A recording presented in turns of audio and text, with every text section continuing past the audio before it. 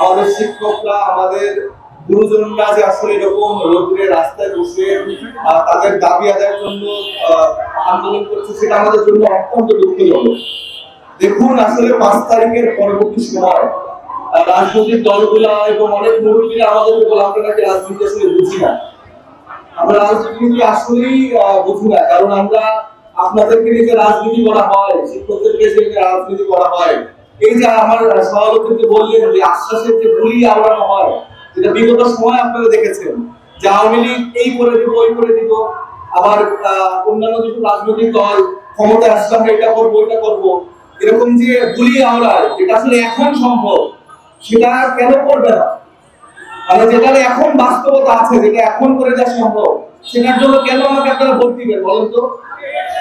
আমার কোটা একজন নাগরিক হিসেবে, একজন রাজনৈতিক কর্মী হিসেবে এটা আমার দায়িত্ব আপনাদের জন্য এই কাজটা করে দেয়া। এটার জন্য আমি আপনার কাছে টাকা চাবো, এটার জন্য আমি আপনার কাছ থেকে ভোট চাবো।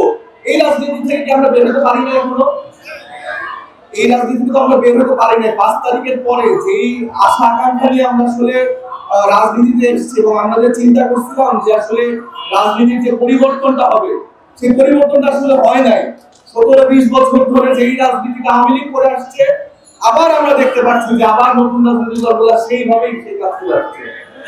আমরা কয়েকদিন আগে দেখলাম যে এমপিভুক্ত যে সব শিক্ষকরা আছেন, তারা প্রায় 10 দিনের বেশি একটা সময় আন্দোলন করেছে, যার আগেও কিন্তু এই আন্দোলনের ধারা আসলে তারা সুষ্ঠুভাবে করে গিয়েছে, কিন্তু তারপরও সরকারের কোনো টনক নড়ে না। এবং আমরা দেখতে পেয়েছি বিভিন্ন রাজনৈতিক দল তাদেরকে নিয়ে রাজনীতি করার চেষ্টা করেছে, কিন্তু আমাদের জায়গা থেকে, এনসিপির জায়গা থেকে আমরা সর্বোচ্চ চেষ্টা করেছি যেন তাদের দাবিটা আদায় করা হয়। এবং সেই লক্ষ্যে কিন্তু আপনারা যারা আছেন, ইত্তেদাদিয়া মাদ্রাসার যারা শিক্ষকরা আছেন, তাদের পক্ষেও কিন্তু আমরা সেই হিসেবে এসেছি। আমরা দেখেছি যে আওয়ামী লীগ আমলে আপনাদের এই সমমানের 26,000 প্রাইমারি স্কুলকে কিভাবে সরকারি করা হয়েছে, কিন্তু আপনাদের ক্ষেত্রে কেন এই আলাদা করে চিন্তা করা? আপনাদের দাড়ি টুপি আছে এই জন্য? আপনারা ইসলাম নিয়ে কথা বলেন এই জন্য? এগুলো আর এই বাংলাদেশে সহ্য করা হবে না। বাংলাদেশে এই তরুণরা, এই আমরা থাকতে এগুলো আমরা সহ্য করতে দিব না।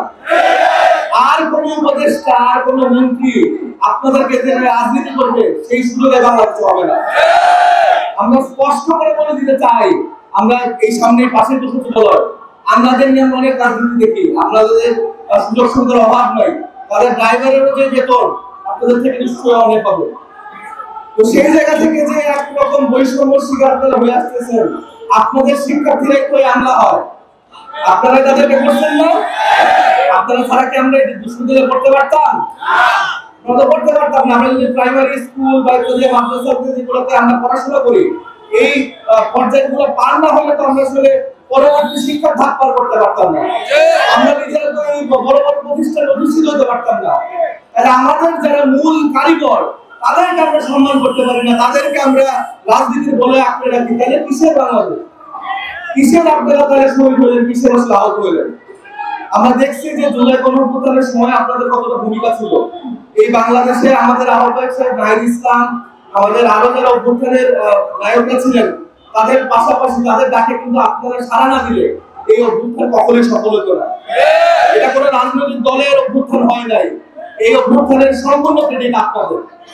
এটা আমাদের কোনো কৃতিত্ব না। আমরা 5-10 জন মিলে হয়তো আহ্বান করছি, কিন্তু আপনারা যদি এটাকে সাড়া না দিতে, সারা বাংলাদেশ যদি প্রতিরোধ করে না করতেন, তাহলে এই হাসিনার গতি নড়ানো সম্ভব ছিল না। আপনারা যে মানুষগুলো এত বড় কাজ করছেন, তারা এখনো তাদের অধিকারের জন্য রাস্তায় নামতে হচ্ছে। আর আমাদের সরকাররা কি করতেছে? লন্ডনে যাচ্ছে, লন্ডন থেকে দেশে আসতেছে, তারা নির্বাচনের আগে কিছু